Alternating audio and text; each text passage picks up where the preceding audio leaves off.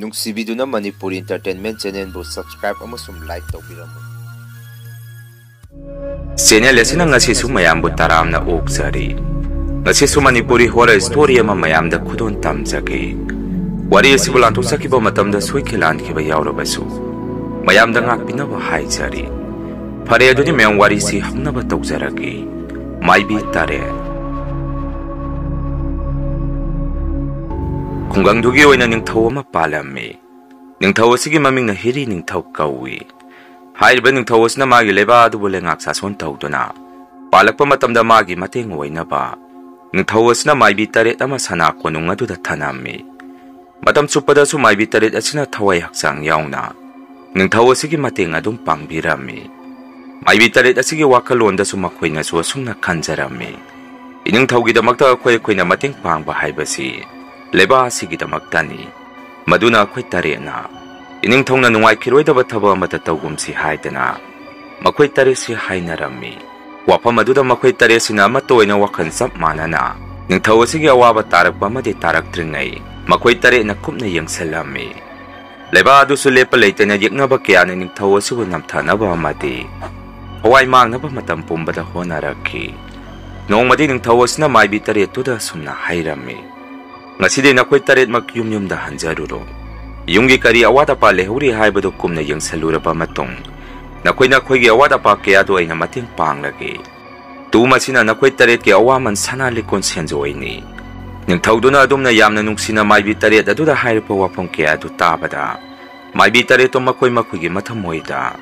ꯅꯤꯡꯊꯧꯒꯤ ꯃꯑꯣꯡ ꯃꯇꯧ ꯑꯗꯨꯗ ꯑꯄꯦꯟꯕ ꯍꯥꯏꯕꯗꯨ ꯑꯣꯏꯖꯔꯝꯃꯤ꯫ ꯉꯥꯏꯍꯥꯛꯀꯤ ꯃꯇꯨꯡꯗꯗꯤ ꯅꯤꯡꯊꯧꯗꯒꯤ ꯑꯌꯥꯕ ꯌꯥꯊꯪ ꯂꯧꯗꯨꯅ ꯃꯥꯏꯕꯤ ꯇꯔꯦꯠꯇꯨ ꯁꯅꯥ ꯀꯣꯅꯨꯡ ꯊꯥꯗꯣꯛꯑꯒ ꯃꯌꯨꯝꯗ ꯍꯜꯂꯛꯈꯤ꯫ ꯑꯗꯨꯒ ꯃꯈꯣꯏ ꯇꯔꯦꯠꯁꯤ ꯅꯨꯃꯤꯠ ꯇꯔꯦꯠꯅꯤ ꯂꯩꯔꯒ ꯃꯌꯨꯝꯗ ꯅꯣꯡꯃ ꯅꯨꯃꯤꯠ ꯑꯃ ꯂꯩꯔꯨꯔꯒ ꯅꯣꯡꯍꯦꯛ ꯉꯥꯟꯕꯒ ꯁꯅꯥ ꯀꯣꯅꯨꯡꯗ ꯑꯃꯨꯛ ꯍꯜꯂꯛꯀꯗꯧꯔꯤꯕꯅꯤ꯫ ꯃꯁꯤ ꯄꯨꯝꯕ ꯑꯇꯩ ꯀꯔꯤꯒꯤꯁꯨ ꯅꯠꯇꯦ꯫ ꯅꯤꯡꯊꯧ ꯑꯁꯤꯅ ꯃꯥꯏꯕꯤ ꯇꯔꯦꯠꯁꯤ ꯍꯞꯇꯥ ꯑꯃꯒꯤ ꯃꯅꯨꯡꯗ ꯅꯣꯡꯃꯒꯤ ꯅꯨꯃꯤꯠ ꯑꯃꯗꯤ ꯃꯌꯨꯝꯗ ꯂꯩꯖꯔꯨꯅꯕ ꯑꯌꯥꯕ ꯄꯤꯔꯝꯃꯤ꯫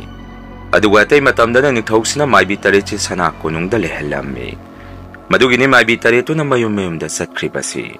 ꯑꯁꯨꯝꯅ ꯅꯨꯃꯤꯠꯇꯨꯗ ꯃꯥꯏꯕꯤ ꯇꯔꯦꯠꯁꯤꯅ ꯁꯅꯥ ꯀꯣꯅꯨꯡ ꯑꯗꯨ ꯊꯥꯗꯣꯛꯇꯨꯅ ꯍꯦꯛ ꯆꯠꯈꯤꯕ ꯃꯇꯝ ꯏꯀꯥꯟ ꯀꯥꯟꯅꯗꯅ ꯁꯅꯥ ꯀꯣꯅꯨꯡꯗꯨ ꯇꯝꯅ ꯀꯅꯥꯒꯨꯝꯕ ꯃꯤꯑꯣꯏ ꯑꯃ ꯁꯒꯣꯜ ꯑꯃꯨꯕ ꯑꯃ ꯊꯧꯔꯒ ꯁꯅꯥ ꯀꯣꯅꯨꯡꯗꯨ ꯇꯝꯅ ꯀꯟꯅ ꯌꯥꯡꯅ ꯊꯧꯖꯜꯂꯛꯈꯤ꯫ ꯁꯒꯣꯜ ꯑꯗꯨꯗꯒꯤ ꯍꯦꯛ ꯀꯨꯝꯊꯕꯒꯁꯨ ꯃꯤꯑꯣꯏ ꯑꯗꯨꯅ ꯑꯃꯨꯕ ꯐꯤꯅ ꯄꯣꯠꯁꯛ ꯑꯃ ꯌꯣꯝꯁꯤꯜꯂꯒ ꯄꯨꯔꯛꯄ ꯄꯣꯠꯁꯛ ꯑꯃꯈꯛ ꯅꯤꯡꯊꯧꯗ ꯁꯤꯟꯅꯔꯝꯃꯤ꯫ ꯅꯤꯡꯊꯧꯅꯁꯨ ꯅꯨꯄꯥ ꯑꯗꯨ ꯂꯥꯛꯄꯗ ꯌꯥꯝꯅ ꯍꯔꯥꯎꯔꯝꯃꯤ꯫ ꯀꯣꯟꯅꯗꯤ ꯅꯤꯡꯊꯧꯁꯤꯅ ꯑꯃꯨꯕ ꯐꯤꯗ ꯌꯣꯝꯂꯤꯕ ꯄꯣꯠꯁꯛ ꯑꯗꯨ ꯍꯥꯡꯇꯣꯛꯇꯨꯅ ꯌꯦꯡꯉꯨꯕ ꯃꯇꯝꯗꯗꯤ ꯃꯤ ꯑꯃꯒꯤ ꯑꯇꯠꯄ ꯃꯀꯣꯛ ꯑꯣꯏꯔꯝꯃꯤ꯫ ꯅꯤꯡꯊꯧꯁꯨ ꯑꯇꯠꯄ ꯃꯀꯣꯛꯇꯨ ꯎꯕꯗ ꯌꯥꯝꯅ ꯀꯟꯅ ꯅꯣꯛꯑꯝꯃꯤ꯫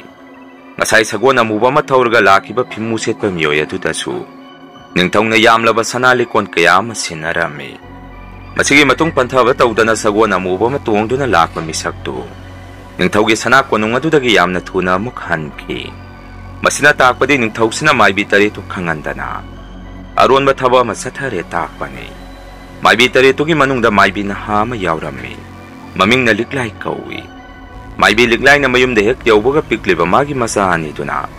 ꯃꯃꯥ ꯂꯥꯛꯄꯗꯨ ꯎꯕꯗ ꯃꯃꯥꯒꯤ ꯃꯅꯥꯛꯇ ꯍꯔꯥꯎ ꯆꯦꯟꯁꯤꯜꯂꯝꯃꯤ꯫ ꯇꯧꯕꯇꯕꯨ ꯂꯤꯛꯂꯥꯏꯒꯤ ꯅꯨꯄꯥꯅꯗꯤ ꯃꯥꯒꯤ ꯅꯨꯄꯤꯅ ꯃꯇꯝ ꯑꯅꯝꯕꯗ ꯁꯅꯥ ꯀꯣꯅꯨꯡꯗ ꯂꯩꯈꯤꯕꯗꯨ ꯌꯥꯝꯅ ꯁꯥꯎꯔꯝꯃꯤ꯫ ꯂꯨꯔꯤꯕꯗꯤ ꯂꯤꯛꯂꯥꯏꯒꯤ ꯅꯨꯄꯥꯁꯤꯁꯨ ꯂꯥꯏꯕꯛ ꯊꯤꯕ ꯊꯧꯗꯣꯛ ꯑꯃꯗꯒꯤ ꯃꯥꯒꯤ ꯃꯈꯣꯡ ꯑꯣꯏ ꯊꯪꯕꯁꯤ ꯑꯔꯨꯝꯕ ꯄꯣꯠꯁꯛ ꯑꯃꯅ ꯅꯟꯈꯥꯏꯈꯤꯕꯗꯒꯤ ꯃꯈꯣꯡ ꯑꯣꯏ ꯊꯪꯕꯁꯤ ꯌꯥꯎꯔꯝꯗꯦ꯫ ꯍꯥꯏꯕꯗꯤ ꯃꯥꯏꯕꯤ ꯂꯤꯛꯂꯥꯏꯒꯤ ꯅꯨꯄꯥꯁꯤ ꯁꯣꯟꯅꯥꯏꯕ ꯃꯤꯁꯛ ꯑꯃ ꯑꯣꯏꯔꯝꯃꯤ꯫ ꯃꯥꯏꯕꯤ ꯂꯤꯛꯂꯥꯏꯅ ꯁꯅꯥ ꯀꯣꯅꯨꯡꯗ ꯆꯠꯈꯤꯕꯒ ꯃꯥꯒꯤ ꯅꯨꯄꯥꯗꯨꯅ ꯃꯆꯥ ꯑꯅꯤꯕꯨ ꯁꯦꯟꯅꯗꯨꯅ ꯌꯨꯝꯗ ꯂꯩꯍꯧꯔꯤꯕꯅꯤ꯫ ꯅꯨꯃꯤꯠꯇꯨꯗꯗꯤ ꯃꯥꯏꯕꯤ ꯂꯤꯛꯂꯥꯏꯒꯤ ꯅꯨꯄꯥꯁꯤ ꯃꯥꯒꯤ ꯅꯨꯄꯤꯗꯨꯅ ꯑꯃꯨꯛ ꯇꯥꯡꯅ ꯃꯌꯨꯝꯗ ꯍꯜꯂꯛꯄꯗꯨꯗ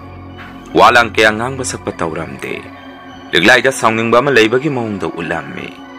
ꯃꯇꯧ ꯑꯗꯨꯗ ꯃꯥꯏꯕꯤ ꯂꯤꯛꯂꯥꯏꯁꯨ ꯑꯗꯨꯝ ꯈꯪꯉꯝꯃꯤ ꯃꯥꯒꯤ ꯅꯨꯄꯥꯁꯤ ꯃꯉꯣꯟꯗ ꯅꯨꯡꯉꯥꯏꯇꯕ ꯑꯃ ꯂꯩꯔꯦ ꯍꯥꯏꯕꯁꯤ꯫ ꯃꯗꯨꯅ ꯂꯤꯛꯂꯥꯏꯅ ꯃꯥꯒꯤ ꯅꯨꯄꯥꯒꯤ ꯃꯅꯥꯛꯇ ꯑꯃꯨꯛ ꯆꯪꯁꯤꯜꯂꯒ ꯁꯨꯝꯅ ꯍꯥꯏꯔꯝꯃꯤ꯫ ꯀꯩꯗꯧꯔꯒꯦ ꯑꯩ ꯂꯥꯛꯄꯁꯤ ꯍꯔꯥꯎꯗ꯭ꯔꯕꯣ? ꯑꯩꯅ ꯁꯅꯥ ꯀꯣꯅꯨꯡꯗꯒꯤ ꯍꯜꯂꯛꯄꯗ ꯀꯩꯊꯦꯜꯗꯒꯤ ꯏꯆꯥꯁꯤꯡꯒꯤꯒ ꯅꯪꯒꯤꯒ ꯁꯦꯠꯅ ꯆꯥꯅꯕ ꯐꯨꯔꯤꯠ ꯐꯤꯔꯣꯟ ꯈꯔꯁꯨ ꯂꯩꯔꯛꯄꯅꯤ꯫ ꯑꯉꯥꯡꯁꯤꯒꯤꯗꯤ ꯑꯩ ꯀꯣꯟꯅ ꯄꯤꯔꯒꯦ꯫ ꯑꯗꯣ ꯅꯪꯒꯤꯗꯤ ꯍꯥꯟꯅ ꯆꯥꯕ꯭ꯔꯥ ꯌꯦꯡꯉꯁꯤ꯫ ꯁꯤꯗ ꯂꯩꯔꯦ ꯐꯨꯔꯤꯠꯁꯦ ꯑꯃꯨꯛꯇ ꯂꯤꯠꯁꯜꯂꯒ ꯌꯦꯡꯉꯣ ꯍꯥꯏꯗꯅ ꯂꯤꯛꯂꯥꯏꯅ ꯃꯥꯒꯤ ꯅꯨꯄꯥꯒꯤꯗꯃꯛꯇ ꯂꯩꯔꯛꯄ ꯐꯨꯔꯤꯠ ꯑꯃ ꯈꯥꯎꯗꯒꯤ ꯂꯧꯊꯣꯛꯑꯒ ꯄꯤꯔꯝꯃꯤ꯫ ꯃꯇꯝ ꯑꯗꯨꯗ ꯃꯥꯒꯤ ꯅꯨꯄꯥꯅ ꯁꯨꯝꯅ ꯈꯨꯝꯃꯛꯏ, ꯍꯧꯖꯤꯛꯄꯨ ꯑꯩꯕꯨ ꯅꯪꯅ ꯂꯩꯔꯛꯏꯕ ꯐꯨꯔꯤꯠ ꯐꯤꯔꯣꯟ ꯑꯍꯟꯕꯁꯦ ꯁꯦꯠ ꯆꯥꯔꯒ ꯀꯔꯤꯕꯨ ꯀꯥꯟꯅꯗꯣꯔꯤꯒꯦ? ꯑꯩꯉꯣꯟꯗꯗꯤ ꯏꯃꯥꯟꯗ ꯃꯥꯟꯅꯩ꯫ ꯑꯩꯒꯤ ꯏꯔꯥꯏꯕꯛꯁꯤ ꯑꯣꯟꯊꯣꯛꯅ ꯊꯤꯈ꯭ꯔꯦꯗ ꯏꯁꯣꯔꯁꯤꯅ ꯑꯩꯉꯣꯟꯗ ꯁꯤꯟꯕꯤꯔꯤꯕꯁꯤꯕꯨ ꯀꯔꯤꯅꯣ ꯑꯁꯨꯛ ꯅꯥꯇꯩ ꯆꯥꯗꯕ ꯐꯤꯕꯝꯁꯤꯗ ꯑꯩꯕꯨ ꯁꯨꯃꯥꯏꯅ ꯊꯝꯕꯤꯔꯝꯒꯗꯕꯒꯤ ꯃꯍꯨꯠ ꯅꯨꯃꯤꯠꯇꯨꯒꯤ ꯂꯥꯏꯕꯛ ꯊꯤꯕ ꯊꯧꯗꯣꯛ ꯑꯗꯨꯗ ꯈꯣꯡ ꯑꯁꯤꯗ ꯅꯠꯇꯅ ꯏꯁꯥ ꯄꯨꯝꯕꯁꯦ ꯄꯣꯠꯁꯛ ꯑꯗꯨꯅ ꯅꯟꯗꯨꯅ ꯊꯋꯥꯏ ꯃꯥꯡꯉꯝꯕꯅ ꯍꯦꯟꯅ ꯐꯩ ꯍꯧꯖꯤꯛ ꯑꯁꯨꯛ ꯅꯥꯇꯩ ꯆꯥꯗꯕ ꯑꯩꯒꯤ ꯐꯤꯕꯝ ꯑꯁꯤꯗ ꯍꯤꯡꯉꯝꯕꯒꯤ ꯃꯍꯨꯠ ꯑꯩꯁꯦ ꯍꯧꯖꯤꯛꯇꯤ ꯀꯔꯤꯁꯨ ꯀꯥꯟꯅꯗ꯭ꯔꯕ ꯃꯤꯁꯛ ꯑꯃꯅꯤ ꯁꯤꯈꯤꯕꯅ ꯍꯦꯟꯅ ꯐꯔꯦ ꯉꯁꯤꯐꯥꯎ ꯑꯩꯅ ꯁꯥꯒꯩ ꯑꯁꯤꯗ ꯍꯤꯡꯉꯛꯄꯗ ꯑꯩꯗꯧꯅ ꯅꯨꯄꯤꯅ ꯂꯝꯗ ꯄꯩꯁꯥ ꯇꯥꯟꯕ ꯆꯠꯈ꯭ꯔꯒ ꯍꯞꯇꯥ ꯑꯃꯒꯤ ꯃꯅꯨꯡꯗ ꯅꯣꯡꯃ ꯅꯨꯃꯤꯠ ꯑꯃꯈꯛ ꯌꯨꯝꯗ ꯍꯜꯂꯛꯑꯒ ꯅꯨꯄꯤꯗꯨꯅ ꯃꯥꯒꯤ ꯅꯨꯄꯥ ꯑꯃꯗꯤ ꯃꯆꯥꯁꯤꯡꯕꯨ ꯊꯥꯛꯄ ꯍꯥꯏꯕꯁꯤ ꯆꯠꯅꯔꯛꯄ ꯊꯕꯛ ꯊꯧꯔꯝ ꯅꯠꯇꯦ ꯂꯩꯀꯥꯏꯁꯤꯒꯤ ꯃꯃꯥꯡꯗꯁꯨ ꯑꯩꯁꯤ ꯏꯀꯥꯏꯔꯦ ꯅꯥꯃꯇ ꯉꯥꯏꯔꯕ ꯑꯩꯒꯤ ꯈꯣꯡꯁꯤꯅ ꯊꯣꯡꯒꯥꯟ ꯐꯥꯎ ꯂꯥꯟꯅ ꯊꯥꯡꯇꯣꯛꯄ ꯑꯩ ꯏꯀꯥꯏꯔꯦ ꯃꯊꯪꯒꯤ ꯅꯪꯅ ꯌꯨꯝꯗ ꯍꯜꯂꯛꯄꯗ ꯑꯩꯒꯤꯗꯃꯛꯇ ꯆꯦꯟꯅ ꯆꯥꯅꯕ ꯐꯨꯔꯤꯠ ꯐꯤꯔꯣꯜꯅꯆꯤꯡꯕ ꯑꯃꯠꯇ ꯂꯩꯕꯤꯔꯛꯑꯅꯨ ꯃꯗꯨꯒꯤ ꯃꯍꯨꯠ ꯅꯪꯅ ꯑꯩ ꯅꯨꯡꯁꯤꯔꯕꯗꯤ ꯁꯤꯕ ꯌꯥꯕ ꯑꯩꯅ ꯊꯛꯅꯕ ꯍꯨ ꯑꯣꯏꯅ ꯂꯩꯕꯤꯔꯛꯎ ꯑꯩ ꯍꯤꯡꯕꯗ ꯌꯥꯝꯅ ꯋꯥꯔꯦ ꯍꯥꯏꯔꯛꯈꯤ ꯃꯥꯏꯕꯤ ꯂꯤꯛꯂꯥꯏꯁꯨ ꯃꯥꯒꯤ ꯅꯨꯄꯥꯅ ꯑꯗꯨꯝꯅ ꯄꯦꯟꯗꯕ ꯋꯥꯐꯝ ꯈꯔ ꯐꯣꯡꯗꯣꯔꯛꯄꯗꯨꯗ ꯃꯥꯁꯨ ꯍꯜꯂꯛꯄꯗꯒ ꯉꯥꯏꯔꯤ ꯃꯊꯋꯥꯏ ꯌꯥꯝꯅ ꯅꯨꯡꯉꯥꯏꯖꯔꯝꯗꯦ ꯃꯥꯒꯤ ꯅꯨꯄꯥꯗꯁꯨ ꯀꯝꯅ ꯀꯝꯅ ꯁꯨꯝꯅ ꯍꯥꯏꯔꯝꯃꯤ ꯀꯔꯤꯒꯤꯅꯣ ꯅꯪꯅ ꯑꯗꯨꯃꯥꯏꯅ ꯍꯥꯏꯔꯤꯕꯗꯤ ꯏꯅꯤꯡꯊꯧꯒꯤ ꯁꯅꯥ ꯀꯣꯅꯨꯡ ꯑꯗꯨꯗ ꯑꯩꯅ ꯂꯩꯖꯈ꯭ꯔꯕꯁꯨ ꯅꯣꯡꯃꯇ ꯅꯪ ꯑꯃꯗꯤ ꯑꯩꯒꯤ ꯏꯆꯥ ꯑꯅꯤꯕꯨ ꯅꯤꯡꯁꯤꯡꯗꯕ ꯅꯨꯃꯤꯠ ꯌꯥꯎꯗꯦ ꯅꯈꯣꯏ ꯂꯩꯍꯧꯔꯤ ꯈꯟꯅ ꯑꯩꯁꯨ ꯏꯅꯤꯡꯊꯧꯒꯤ ꯁꯦꯕꯥ ꯇꯧꯕ ꯉꯝꯖꯔꯤꯕꯅꯤ ꯏꯅꯤꯡꯊꯧꯅꯁꯨ ꯃꯐꯝ ꯑꯗꯨꯗ ꯂꯩꯔꯤꯕ ꯃꯥꯏꯕꯤ ꯇꯔꯦꯠ ꯑꯩꯈꯣꯏꯒꯤꯗꯃꯛꯇ ꯌꯥꯝꯅ ꯍꯣꯠꯅꯕꯤꯔꯤ ꯑꯩꯈꯣꯏꯅꯁꯨ ꯏꯅꯤꯡꯊꯧꯒꯤ ꯄꯨꯟꯁꯤꯗ ꯈꯨꯗꯣꯡꯊꯤꯕ ꯇꯥꯔꯛꯇꯅꯕ ꯌꯥꯝꯅ ꯆꯦꯛꯁꯤꯟꯅ ꯁꯦꯟꯅꯗꯨꯅ ꯂꯩꯔꯤꯕꯅꯤ ꯂꯩꯕꯥꯛꯁꯤꯗ ꯅꯤꯡꯊꯧ ꯃꯥꯅ ꯇꯨꯈ꯭ꯔꯕꯗꯤ ꯑꯩꯈꯣꯏꯁꯦ ꯌꯦꯛꯅꯕꯒꯤ ꯃꯈꯨꯠꯇ ꯀꯔꯤ ꯑꯣꯏꯒꯅꯤ ꯍꯥꯏꯕ ꯇꯝꯕ ꯉꯝꯗꯦ ꯑꯗꯨꯕꯨ ꯑꯩ ꯉꯁꯤꯗꯤ ꯈꯪꯂꯦ ꯑꯩꯅ ꯑꯩꯒꯤ ꯅꯨꯄꯥ ꯑꯃꯗꯤ ꯏꯆꯥꯁꯤꯡꯕꯨ ꯊꯥꯗꯣꯛꯑꯝꯃꯒ ꯁꯅꯥ ꯀꯣꯅꯨꯡꯗ ꯂꯩꯈꯤꯕꯁꯤꯗ ꯅꯪꯅ ꯑꯩꯉꯣꯟꯗ ꯌꯥꯝꯅ ꯄꯦꯟꯖꯗ꯭ꯔꯦ ꯍꯥꯏꯕꯁꯤ ꯐꯔꯦ ꯑꯩꯁꯨ ꯍꯟꯗꯛꯀꯤ ꯈꯣꯡꯆꯠꯁꯤꯅ ꯁꯅꯥ ꯀꯣꯅꯨꯡꯗ ꯆꯠꯄꯁꯤ ꯑꯔꯣꯏꯕ ꯑꯣꯏꯔꯒꯦ ꯏꯅꯤꯡꯊꯧꯗꯁꯨ ꯍꯥꯏꯖꯔꯝꯃꯒꯦ ꯍꯟꯗꯛ ꯑꯩꯅ ꯁꯅꯥ ꯀꯣꯅꯨꯡ ꯀꯥꯔꯤꯕꯁꯤꯅ ꯑꯔꯣꯏꯕ ꯑꯣꯏꯖꯔꯒꯦ ꯑꯩ ꯑꯃ ꯌꯥꯎꯗ꯭ꯔꯕꯁꯨ ꯃꯥꯏꯕꯤ ꯇꯔꯦꯠꯁꯤꯒꯤ ꯊꯕꯛ ꯊꯧꯔꯝ ꯀꯥꯏꯗꯅꯕ ꯑꯩꯒꯤ ꯃꯍꯨꯠ ꯑꯇꯣꯞꯄ ꯃꯥꯏꯕꯤ ꯑꯃ ꯊꯤꯕꯤꯔꯣ ꯍꯥꯏꯖꯔꯝꯃꯒꯦ ꯏꯅꯤꯡꯊꯧꯗꯤ ꯄꯨꯛꯆꯦꯜꯁꯨ ꯌꯥꯝꯅ ꯆꯥꯎꯕꯅꯤ ꯑꯩꯅ ꯍꯥꯏꯖꯕꯁꯤꯗꯁꯨ ꯁꯣꯏꯗꯅ ꯌꯥꯕꯤꯔꯛꯀꯅꯤ ꯑꯩꯅ ꯍꯟꯗꯛ ꯆꯠꯈꯤꯕ ꯈꯣꯡꯆꯠ ꯑꯁꯤꯗꯒꯤ ꯃꯊꯪ ꯑꯃꯨꯛ ꯌꯨꯝꯗ ꯍꯜꯂꯛꯄꯗꯒꯤꯗꯤ ꯑꯃꯨꯛ ꯍꯟꯅ ꯑꯩ ꯅꯈꯣꯏ ꯃꯌꯥꯝꯕꯨ ꯊꯥꯗꯣꯛꯇꯨꯅ ꯆꯠꯂꯔꯣꯏ ꯌꯨꯝ ꯑꯁꯤꯗ ꯅꯈꯣꯏꯕꯨ ꯁꯦꯟꯅꯗꯨꯅ ꯂꯩꯔꯒꯦ ꯑꯗꯨꯅ ꯉꯁꯤꯈꯛ ꯑꯩꯅ ꯌꯨꯝ ꯑꯁꯤꯗ ꯅꯈꯣꯏ ꯃꯌꯥꯝꯕꯨ ꯎꯅꯅꯤꯡꯕꯒꯤ ꯍꯜꯂꯛꯄꯁꯤꯗ ꯑꯗꯨꯝꯅ ꯁꯥꯎꯕꯤꯔꯅꯨ ꯑꯩꯁꯨ ꯌꯥꯝꯅ ꯅꯨꯡꯉꯥꯏꯖꯗꯦ ꯍꯥꯏꯗꯅ ꯃꯥꯏꯕꯤ ꯂꯤꯛꯂꯥꯏꯅ ꯃꯥꯒꯤ ꯅꯨꯄꯥꯕꯨ ꯊꯦꯝꯖꯤꯟꯕꯤꯔꯝꯃꯤ ꯃꯥꯒꯤ ꯅꯨꯄꯥꯗꯨꯁꯨ ꯋꯥ ꯃꯆꯦꯠ ꯑꯃꯠꯇ ꯈꯨꯝꯃꯝꯗꯦ ꯇꯨꯃꯤꯟꯅ ꯃꯈꯣꯡ ꯑꯁꯦꯛꯄꯗꯨꯒ ꯌꯨꯝ ꯃꯅꯨꯡꯗ ꯆꯪꯈꯤ ꯃꯗꯨꯅ ꯇꯥꯛꯄꯗꯤ ꯃꯥꯏꯕꯤ ꯂꯤꯛꯂꯥꯏꯒꯤ ꯅꯨꯄꯥꯅ ꯃꯥꯒꯤ ꯅꯨꯄꯤꯕꯨ ꯁꯅꯥ ꯀꯣꯅꯨꯡꯗ ꯆꯜꯍꯟꯅꯤꯡꯗ꯭ꯔꯦ ꯇꯥꯛꯄꯅꯤ ꯅꯣꯡꯃꯒꯤ ꯃꯇꯝ ꯅꯨꯃꯤꯠꯇꯨꯃꯗꯤ ꯃꯥꯏꯕꯤ ꯂꯤꯛꯂꯥꯏꯁꯨ ꯌꯨꯝꯒꯤ ꯊꯕꯛ ꯏꯪꯈꯥꯡ ꯃꯀꯨꯞ ꯃꯇꯥ ꯂꯣꯏꯁꯟ ꯇꯥꯁꯜꯂꯝꯃꯤ ꯅꯨꯃꯤꯗꯥꯡꯒꯤ ꯃꯇꯝ ꯑꯣꯏꯔꯛꯄꯗꯅ ꯃꯥꯒꯤ ꯅꯨꯄꯥ ꯃꯆꯥꯁꯤꯡꯒ ꯃꯈꯣꯏ ꯄꯨꯟꯅ ꯆꯥꯅꯕ ꯆꯥꯛ ꯊꯣꯡꯉꯝꯃꯤ ꯃꯇꯝꯗꯨꯗꯁꯨ ꯆꯥꯛ ꯊꯣꯡꯅ ꯊꯣꯡꯅ ꯂꯤꯛꯂꯥꯏ ꯋꯥꯈꯜ ꯑꯃ ꯁꯨꯝ ꯇꯧꯔꯝꯃꯤ ꯉꯁꯤꯈꯛ ꯑꯩꯅ ꯆꯥꯛ ꯊꯣꯡꯕꯁꯤꯗ ꯏꯁꯥꯁꯦ ꯑꯣꯟꯊꯣꯛꯅ ꯋꯥꯈ꯭ꯔꯦꯗ ꯏꯅꯤꯡꯊꯧꯒꯤꯗ ꯂꯩꯕꯗꯗꯤ ꯃꯅꯥꯏ ꯃꯁꯤꯡ ꯀꯌꯥꯅ ꯊꯣꯡꯕ ꯊꯥꯛꯄ ꯇꯧꯔꯒ ꯑꯩꯈꯣꯏꯅ ꯆꯥꯕ ꯈꯛꯇꯅꯤ ꯑꯗꯨꯕꯨ ꯑꯩꯒꯤ ꯅꯨꯄꯥꯗꯤ ꯃꯈꯣꯡ ꯅꯥꯝꯃ ꯑꯃꯁꯨ ꯌꯥꯎꯗ꯭ꯔꯕ ꯃꯗꯨꯒꯤ ꯃꯊꯛꯇ ꯏꯆꯥ ꯑꯅꯤꯁꯤꯁꯨ ꯆꯦꯛꯁꯟꯅ ꯀꯨꯞꯅ ꯁꯦꯟꯅꯕꯤꯔꯤ ꯃꯥꯅ ꯀꯌꯥꯒꯤ ꯃꯇꯤꯛ ꯋꯥꯔꯝꯒꯗꯕ ꯉꯁꯤꯗ ꯑꯩ ꯈꯪꯂꯦ ꯑꯁꯨꯝꯅ ꯂꯤꯛꯂꯥꯏ ꯆꯥꯛ ꯊꯣꯡꯅ ꯊꯣꯡꯅ ꯃꯥꯒꯤ ꯅꯨꯄꯥꯗ ꯌꯦꯡꯗꯨꯅ ꯃꯃꯤꯠꯇꯒꯤ ꯃꯤꯂꯨ ꯄꯤꯔꯥꯡ ꯇꯣꯞ ꯇꯣꯞ ꯆꯦꯟꯊꯔꯛꯈꯤ ꯆꯥꯛ ꯊꯣꯡꯕ ꯍꯦꯛ ꯂꯣꯏꯕꯒ ꯃꯈꯣꯏꯁꯤ ꯄꯨꯟꯅ ꯍꯥꯎꯇꯕ ꯅꯨꯡꯁꯤꯅꯅ ꯆꯥꯛ ꯆꯥꯃꯤꯟꯅꯔꯝꯃꯤ ꯅꯨꯃꯤꯠꯇꯨꯒꯤ ꯑꯍꯤꯡ ꯑꯗꯨꯗ ꯂꯤꯛꯂꯥꯏꯒ ꯄꯥꯔꯒ ꯃꯈꯣꯏ ꯃꯥꯏꯕꯤ ꯇꯔꯦꯠꯀꯤ ꯃꯃꯥꯡꯗ ꯏꯁꯣꯔꯅ ꯀꯔꯤꯒꯨꯝꯕ ꯃꯪꯇꯥꯛ ꯑꯃ ꯎꯠꯂꯝꯃꯤ ꯃꯗꯨꯗꯤ ꯃꯈꯣꯏꯅ ꯑꯁꯨꯛ ꯀꯨꯏꯕ ꯃꯇꯝꯁꯤꯗ ꯅꯤꯡꯊꯧ ꯑꯗꯨꯕꯨ ꯏꯁꯣꯔꯃꯛꯅꯤ ꯈꯟꯅ ꯁꯅꯥ ꯀꯣꯅꯨꯡ ꯑꯗꯨꯗ ꯅꯤꯡꯊꯧꯒꯤ ꯃꯇꯦꯡ ꯄꯥꯡꯗꯨꯅ ꯂꯥꯛꯂꯤꯕꯗꯨ ꯅꯤꯡꯊꯧꯁꯤ ꯃꯈꯣꯏꯒꯤ ꯃꯪꯗꯨꯗ ꯌꯥꯝꯅ ꯐꯠꯇꯕ ꯃꯤꯅꯤ ꯍꯥꯏꯗꯅ ꯏꯁꯣꯔ ꯑꯃꯅ ꯃꯈꯣꯏꯗ ꯎꯠꯂꯝꯃꯤ ꯑꯗꯨꯒ ꯁꯅꯥ ꯀꯣꯅꯨꯡ ꯑꯗꯨꯗ ꯃꯈꯣꯏꯅ ꯑꯃꯨꯛꯐꯥꯎ ꯆꯪꯉꯛꯇ꯭ꯔꯤꯕ ꯅꯤꯡꯊꯧꯅꯁꯨ ꯆꯪꯍꯟꯗꯕ ꯀꯥ ꯑꯃꯈꯛ ꯃꯈꯣꯏ ꯇꯔꯦꯠꯅ ꯃꯃꯪꯗꯨꯗ ꯎꯔꯝꯃꯤ ꯀꯥ ꯑꯗꯨꯒꯤ ꯃꯅꯨꯡꯗ ꯂꯩꯕꯥꯛ ꯀꯌꯥꯒꯤ ꯅꯤꯡꯊꯧ ꯈꯔ ꯕꯟꯗꯤ ꯑꯣꯏꯅ ꯀꯥ ꯃꯅꯨꯡ ꯑꯗꯨꯗ ꯐꯥꯔꯒ ꯊꯝꯕ ꯎꯍꯜꯂꯝꯃꯤ ꯏꯁꯣꯔ ꯑꯃꯅꯁꯨ ꯃꯥꯏꯕꯤ ꯇꯔꯦꯠꯇꯨꯗ ꯁꯨꯝꯅ ꯍꯥꯏꯔꯝꯃꯤ ꯅꯈꯣꯏ ꯇꯔꯦꯠꯅ ꯍꯟꯗꯛꯀꯤ ꯁꯅꯥ ꯀꯣꯅꯨꯡ ꯀꯥꯕꯒꯤ ꯈꯣꯡꯆꯠ ꯑꯁꯤꯗ ꯈꯨꯗꯣꯡꯊꯤꯕ ꯇꯥꯒꯗꯣꯔꯦ ꯁꯅꯥ ꯀꯣꯅꯨꯡꯗꯨꯕꯨ ꯍꯦꯛ ꯆꯠꯂꯨꯔꯕꯗꯤ ꯅꯈꯣꯏ ꯇꯔꯦꯠ ꯅꯌꯨꯝꯗ ꯍꯜꯂꯛꯄ ꯉꯝꯃꯔꯣꯏ ꯍꯥꯏꯗꯅ ꯃꯥꯏꯕꯤ ꯇꯔꯦꯠꯇꯨꯒꯤ ꯃꯃꯪꯗ ꯏꯁꯣꯔ ꯑꯃꯅ ꯑꯉꯛꯄ ꯃꯇꯧ ꯈꯔ ꯎꯍꯜꯂꯝꯃꯤ ꯃꯈꯣꯏ ꯇꯔꯦꯠꯅ ꯃꯤꯀꯞ ꯍꯦꯛ ꯊꯣꯔꯛꯄꯒꯁꯨ ꯃꯁꯥ ꯃꯁꯥꯗ ꯑꯉꯛꯄ ꯑꯃꯃꯝ ꯄꯣꯛꯅꯔꯝꯃꯤ ꯀꯔꯤꯅꯣ ꯉꯁꯤꯒꯤ ꯃꯪꯂꯥꯟꯁꯤꯕꯨ ꯃꯁꯤꯕꯨ ꯑꯣꯏꯊꯣꯛꯄ ꯌꯥꯕ꯭ꯔꯥꯅꯦ ꯑꯩꯈꯣꯏꯅ ꯏꯁꯣꯔꯃꯛꯅꯤ ꯈꯜꯂꯤꯕ ꯏꯅꯤꯡꯊꯧꯕꯨ ꯑꯣꯟꯊꯣꯛꯄ ꯁꯛꯇꯝ ꯃꯨꯔꯇꯤ ꯑꯃꯗ ꯎꯍꯟꯕꯤꯔꯤꯕꯁꯤꯕꯨ ꯑꯗꯨꯕꯨ ꯉꯁꯤꯐꯥꯎ ꯑꯩꯈꯣꯏꯒꯤ ꯃꯪꯂꯥꯟꯗ ꯃꯪꯇꯥꯛ ꯇꯥꯛꯄꯤꯔꯛꯄꯁꯤ ꯉꯁꯤꯐꯥꯎꯗꯤ ꯁꯣꯏꯒꯟꯗ꯭ꯔꯤꯕꯅꯤ ꯍꯦ ꯇꯥꯏꯕꯪ ꯁꯦꯝꯕ ꯃꯄꯨ ꯀꯔꯤꯕꯨ ꯊꯣꯛꯀꯗꯕ ꯅꯅꯥꯏ ꯑꯩꯈꯣꯏꯅ ꯁꯅꯥ ꯀꯣꯅꯨꯡꯗ ꯆꯠꯄꯁꯤꯗ ꯇꯦꯛꯇ ꯀꯥꯏꯗꯕ ꯑꯁꯣꯏ ꯑꯉꯥꯝ ꯊꯣꯛꯍꯟꯕꯤꯒꯅꯨ ꯃꯪꯇꯥꯛ ꯑꯣꯏꯅ ꯃꯄꯨꯅ ꯄꯤꯕꯤꯔꯤꯕꯁꯤ ꯇꯥꯏꯕꯪꯗꯗꯤ ꯑꯁꯦꯡꯕ ꯑꯣꯏꯍꯟꯕꯤꯒꯅꯨꯀꯣ ꯍꯥꯏꯗꯅ ꯃꯈꯣꯏꯁꯦ ꯇꯥꯏꯕꯪ ꯁꯦꯝꯕ ꯃꯄꯨ ꯃꯉꯣꯟꯗ ꯊꯧꯅꯤꯖꯔꯝꯃꯤ Nongheng anmagadi maibi taritse siengne iru maithajaba loiraba matung asengba phijonsing amuk sesanduna sana konungda muklakna ba sem sarami maibi liglai sumana yumadu thado ga salamdai mikupaduda numitudi kari marungi no khangde liglai simagi nupa amati masani dubu thanamaga chatkani khanbada mabukning yamna nuksirami masani busu nuksina manam nambirami aduga sungna hairami imana sakringai nabani ngausanaganu yengu babase akoi noidongna khongani sudre khongna mama kakta ngairabani babagi khongna mama kaksina nakoi ge sak thongba phi suba nakoi bo senabada yamna waramgani masina khoina su khango ngami ba makai isa ani na baba wa handana batau babagi mateng sunabani na dum pangada bani isa ani na haiba iliba makai imana sana konungdagi yumda halakpade isa singi purit phiron anawana bo sinbi turibani sabada hawragada ba sa thakya amasu sana konungdagi isa ani gidamakta purakani namana handak salibasina su aroibo oiduribani mathang yumda halakpadagi di imani isa ani bo huntok huntoga salibasi chatlaroi yumda adum leirani aduna nabani su ngausinaganu babagi manakta adum leiko hairami adumna maibi liklaina masa singda paktak mayama mapiringai duda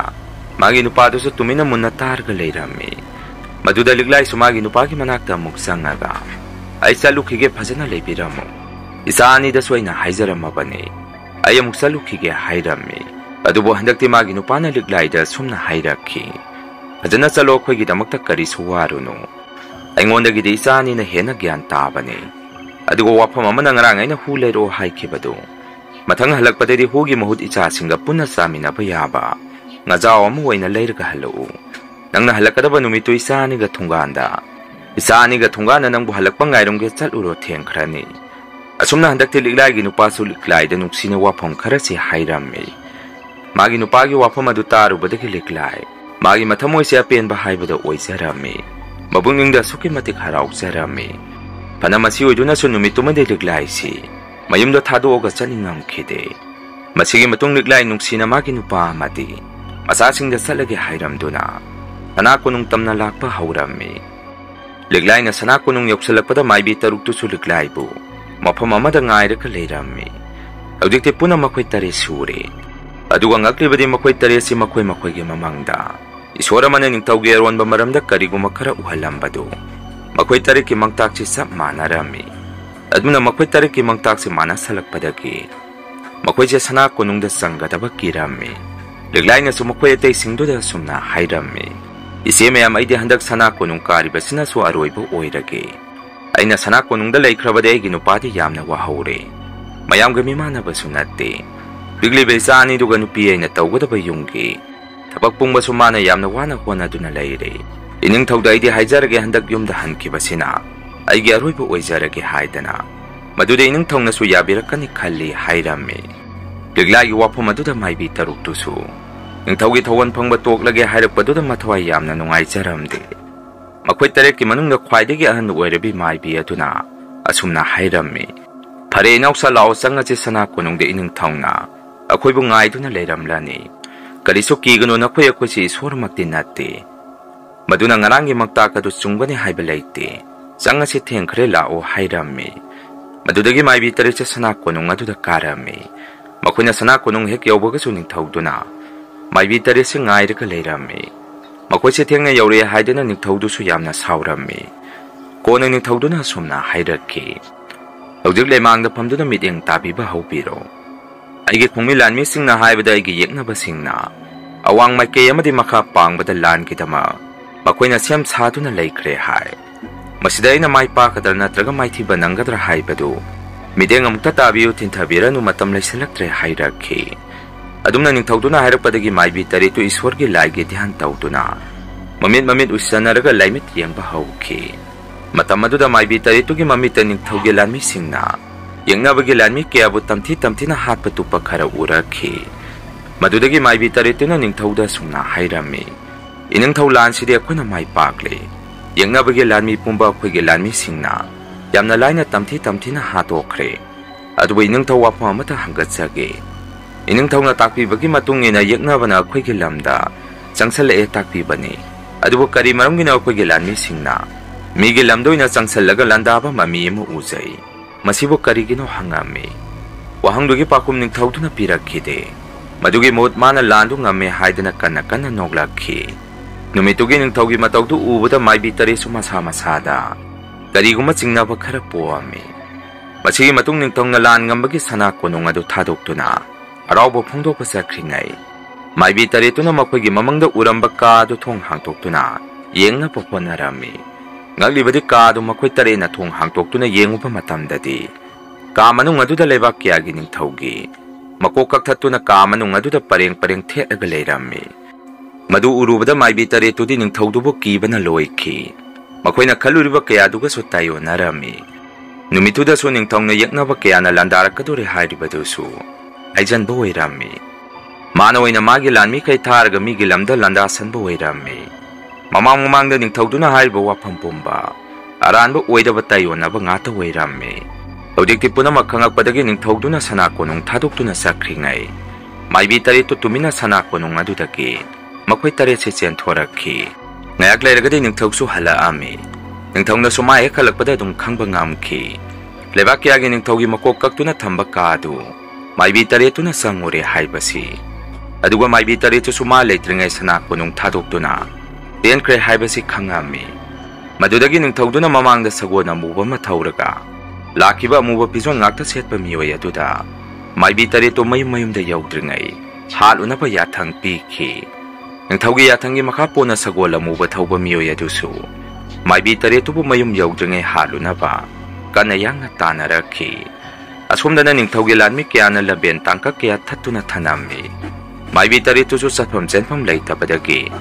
mayum yaugdaba lambel aduna thaiduna chingthak amada karaga lonaba taurami. Aduba sagona muba tongduna laiba mioi aduna yam hai singna mioi tare tuge lamben khangtoktuna chingthak aduda maibi tare to amamam toina magi thangsangduna matup yanba kakpa haurakhi. Ikon bada maibi liklai da tarami.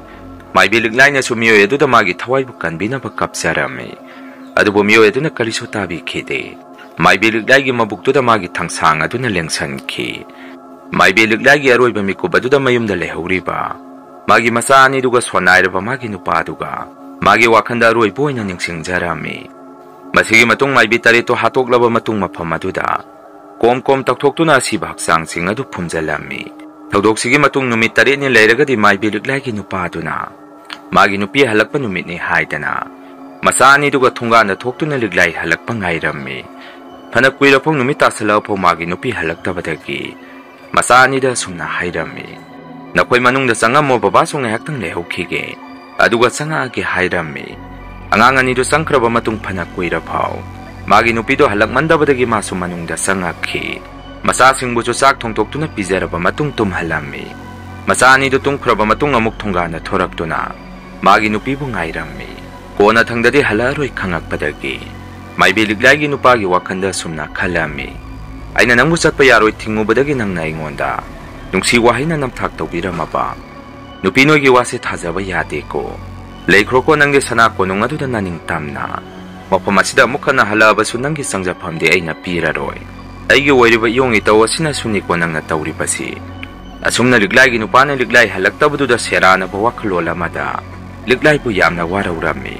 Numitudagi hauna nupadugi mamangda liklai se tattana laaga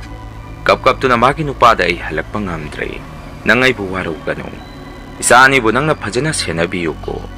Mathangi mapoktadi ay nanggi seba matomlom na tawba ngamjage. Ay bu warog no haidana hing khudingi mamangda lakto na kapami. Maibi tare tuba hatuoga phumjan khraba mafam adudasu nongkhong khuding makhoi tare ki thawai na kappa lawba haurakhi. Khunjak kya na sumato du khangnarapadagi mafam aduda kari tawrabano haidana angakpa poknarami. Singthaktuda sadan makana ruba matamdasu thawai tare tuna kap tuna tanarakhi. Akhoibu mathong mangam pangthokpiyu. Mafam asida khoi lebida ware haidana thawai singduna tanarakhi. Ningthaudusu pawdo tarami adubu magi masadadi karisu thoksa wasaramde. Asomdana liklai gi masa ani tuna mapada mama halaktre mama gi manakta thinbiu takmanbadagi sonairbo liklai gi mapaduna masa ani tuga loinana ningthaugi manakta magi nupi unaba laami. Matam aduda ningthaugi lanmi singna sana konungda makhoise changhanbiramde. Ningthongna su thajalakanu haidana makhoise tanthokpirakhi. Ningba kairaba liklai gi nupasu masa ani pupuduna mayumda mukhala ami. Masa ani dusu matam kuina mama usilaktabadagi ꯆꯥꯎ ꯊꯛꯎ ꯑꯃꯠꯇ ꯌꯥꯁꯤꯜꯂꯛꯈꯤꯗꯦ꯫ ꯑꯗꯨꯕꯨ ꯃꯇꯝ ꯈꯔꯒꯤ ꯃꯇꯨꯡꯗ ꯃꯥꯏꯕ ꯑꯃꯅ ꯆꯤꯡꯈꯣꯡ ꯑꯗꯨ ꯂꯥꯟꯗꯨꯅ ꯂꯥꯛꯄꯗ ꯃꯥꯏꯕꯤ ꯇꯔꯦꯠꯇꯨꯒꯤ ꯊꯋꯥꯏꯗꯨ ꯊꯦꯡꯅꯔꯝꯃꯤ꯫ ꯃꯥꯏꯕ ꯑꯗꯨꯗꯤ ꯊꯋꯥꯏ ꯇꯔꯦꯠꯇꯨꯒ ꯋꯥꯔꯤ ꯁꯥꯟꯅꯕ ꯉꯝꯃꯝꯃꯤ꯫ ꯃꯥꯏꯕꯗꯨꯅ ꯀꯣꯟꯅ ꯋꯥꯔꯤ ꯄꯨꯝꯕ ꯈꯪꯂꯛꯄꯗꯒꯤ ꯃꯐꯝ ꯑꯗꯨꯗ ꯃꯥꯒꯤ ꯂꯩꯋꯥ ꯑꯃ ꯁꯣꯜꯂꯝꯃꯤ꯫ ꯃꯗꯨꯗꯤ ꯊꯋꯥꯏ ꯇꯔꯦꯠꯇꯨꯅ ꯃꯐꯝ ꯑꯗꯨꯗꯒꯤ ꯂꯥꯟꯅ ꯆꯠꯄ ꯉꯝꯅꯕ ꯑꯀꯟꯕ ꯂꯩꯋꯥ ꯑꯃ ꯁꯤꯖꯤꯟꯅꯗꯨꯅ ꯊꯋꯥꯏ ꯇꯔꯦꯠꯇꯨ ꯃꯐꯝ ꯑꯗꯨꯗꯒꯤ ꯊꯥꯗꯣꯛꯄꯤꯔꯝꯃꯤ꯫ ꯑꯗꯨꯒ ꯅꯤꯡꯊꯧꯒꯤ ꯃꯊꯛꯇ ꯂꯃꯟ ꯈꯨꯝꯃꯨꯔꯣ ꯍꯥꯏꯔꯝꯃꯤ꯫ ꯃꯗꯨꯗꯒꯤ ꯊꯋꯥꯏ ꯇꯔꯦꯠꯇꯨꯅ ꯁꯅꯥ ꯀꯣꯅꯨꯡꯗ ꯑꯀꯤꯕ ꯁꯞꯇ꯭ꯔ ꯑꯃꯗ ꯉꯔꯪ ꯉꯔꯪ ꯄꯥꯏꯔꯒ ꯂꯥꯛꯈꯤ꯫ ꯃꯃꯥꯡꯗ ꯀꯥ ꯑꯃꯗ ꯅꯤꯡꯊꯧ ꯀꯌꯥꯒꯤ ꯃꯀꯣꯛ ꯀꯛꯇꯨꯅ ꯊꯅꯝꯕ, ꯀꯥ ꯑꯗꯨꯗ ꯆꯪꯁꯟꯗꯨꯅ ꯑꯇꯠꯄ ꯅꯤꯡꯊꯧ ꯀꯌꯥꯒꯤ ꯃꯀꯣꯛꯇꯨꯗ ꯊꯋꯥꯏ ꯇꯔꯦꯠꯅ ꯆꯪꯁꯜꯂꯒ ꯁꯅꯥ ꯀꯣꯅꯨꯡ ꯑꯗꯨ ꯅꯩꯈꯥꯏꯕ ꯍꯧꯔꯛꯈꯤ꯫ ꯅꯤꯡꯊꯧꯒꯤ ꯈꯣꯡꯃꯤ ꯂꯥꯟꯃꯤ ꯀꯌꯥ ꯑꯃꯁꯨ ꯌꯥꯝꯅ ꯇꯝꯊꯤꯅ ꯍꯥꯠꯇꯣꯛꯑꯝꯃꯤ꯫ ꯀꯣꯟꯅ ꯊꯪꯗꯗꯤ ꯁꯅꯥ ꯀꯣꯅꯨꯡ ꯑꯗꯨꯗ ꯑꯃꯨꯕ ꯐꯤꯖꯣꯜ ꯁꯦꯠꯄ ꯃꯈꯣꯏ ꯇꯔꯦꯠꯄꯨ ꯇꯝꯊꯤꯅ ꯍꯥꯠꯈꯤꯕ ꯃꯤꯑꯣꯏ ꯑꯗꯨꯒ ꯅꯤꯡꯊꯧ ꯑꯗꯨ ꯈꯛꯇꯒ ꯃꯈꯣꯏ ꯑꯅꯤ ꯈꯛꯇ ꯉꯥꯏꯍꯧꯔꯝꯃꯤ꯫ ꯃꯗꯨꯗꯒꯤ ꯊꯋꯥꯏ ꯇꯔꯦꯠꯇꯨꯅ ꯌꯨꯝꯁꯟꯗꯨꯅ ꯅꯤꯡꯊꯧꯒ ꯑꯃꯨꯕ ꯐꯤꯖꯣꯜ ꯁꯦꯠꯄ ꯃꯤꯑꯣꯏ ꯑꯗꯨꯒ ꯀꯤꯅꯤꯡꯉꯥꯏ ꯑꯣꯏꯔꯕ ꯃꯇꯧ ꯑꯃꯗ ꯌꯥꯝꯅ ꯇꯝꯊꯤꯅ ꯃꯆꯦꯠ ꯃꯆꯦꯠ ꯁꯦꯒꯥꯏꯔꯒ ꯍꯥꯠꯇꯣꯛꯑꯝꯃꯤ꯫ ꯍꯧꯖꯤꯛꯇꯤ ꯅꯤꯡꯊꯧ ꯑꯗꯨꯁꯨ ꯁꯤꯔꯕꯅꯤꯅ ꯊꯋꯥꯏ ꯇꯔꯦꯠꯇꯨ ꯃꯈꯣꯏꯒꯤ ꯑꯁꯤꯕ ꯍꯛꯆꯥꯡ ꯑꯗꯨꯒꯤ ꯂꯩꯐꯝꯗ ꯑꯃꯨꯛ ꯍꯜꯂꯛꯑꯝꯃꯤ꯫ ꯀꯣꯟꯅ ꯊꯪꯗꯗꯤ ꯃꯈꯣꯏꯒꯤ ꯃꯇꯦꯡ ꯄꯥꯡꯕꯤꯈꯤꯕ ꯃꯥꯏꯕ ꯑꯗꯨꯅ ꯃꯥꯏꯕꯤ ꯇꯔꯦꯠꯇꯨꯒꯤ ꯏꯃꯨꯡ ꯃꯅꯨꯡ ꯃꯈꯣꯏꯒꯤ ꯑꯁꯤꯕ ꯂꯩꯐꯝ ꯇꯥꯛꯇꯨꯅ ꯃꯐꯝ ꯑꯗꯨꯗꯒꯤ ꯑꯁꯤꯕ ꯍꯛꯆꯥꯡ ꯇꯔꯦꯠꯇꯨ ꯂꯧꯊꯣꯛꯇꯨꯅ ꯅꯤꯡꯊꯤꯖꯅ ꯃꯊꯧ ꯃꯉꯝ ꯄꯥꯡꯊꯣꯛꯄꯤꯔꯝꯃꯤ꯫ ꯂꯤꯛꯂꯥꯏꯒꯤ ꯅꯨꯄꯥꯁꯨ ꯍꯧꯖꯤꯛꯇꯤ ꯃꯥꯅ ꯍꯥꯟꯅ ꯈꯜꯂꯨꯔꯤꯕꯗꯨꯒ ꯃꯥꯒꯤ ꯅꯨꯄꯤꯅ ꯑꯣꯏꯔꯝꯃꯤꯗꯨꯒ ꯑꯁꯨꯛꯀꯤ ꯃꯇꯤꯛ ꯇꯥꯏꯌꯣꯟꯅꯔꯝꯕꯗꯒꯤ ꯅꯤꯡꯕ ꯑꯁꯨꯛꯀꯤ ꯃꯇꯤꯛ ꯀꯥꯏꯈꯤ꯫ ꯋꯥꯈꯜ ꯈꯟꯖꯟꯕ ꯍꯦꯟꯃꯟꯕꯗꯒꯤ ꯃꯥꯁꯨ ꯑꯉꯥꯎꯕ ꯍꯥꯏꯕꯗ ꯑꯣꯟꯈꯤ꯫ ꯃꯆꯤꯟꯅ ꯃꯇꯝ ꯄꯨꯝꯕꯗ ꯂꯤꯛꯂꯥꯏꯕꯨ ꯁꯣꯟꯗꯨꯅꯇ ꯂꯩꯈꯤ꯫ ꯍꯧꯖꯤꯛꯇꯤ ꯄꯤꯛꯂꯕ ꯃꯆꯥ ꯑꯅꯤꯗꯨꯅ ꯑꯣꯏꯅ ꯃꯄꯥꯕꯨ ꯁꯦꯟꯅꯕ ꯇꯥꯔꯝꯃꯤ꯫ ꯃꯆꯥ ꯑꯅꯤꯗꯨꯒꯤ ꯃꯃꯪꯗꯁꯨ ꯂꯤꯛꯂꯥꯏꯅ ꯂꯥꯛꯇꯨꯅ ꯃꯇꯝ ꯆꯨꯞꯄꯗ ꯃꯄꯥꯕꯨ ꯁꯦꯟꯅꯧ ꯍꯥꯏꯔꯝꯃꯤ꯫ ꯃꯁꯤꯅꯤ ꯃꯌꯥꯝ ꯉꯁꯤꯒꯤ ꯐꯨꯜ ꯍꯣꯔꯔ ꯁ꯭ꯇꯣꯔꯤ꯫ ꯃꯊꯪꯒꯤ ꯋꯥꯔꯤꯗ ꯃꯌꯥꯝ ꯄꯨꯟꯅꯃꯨꯛ ꯊꯦꯡꯅꯔꯁꯤ꯫ ꯉꯁꯤꯒꯤꯗꯤ ꯃꯌꯥꯝꯗꯒꯤ ꯀꯥꯏꯅꯅꯕ ꯕꯤꯗꯥꯏ ꯂꯧꯖꯔꯤ꯫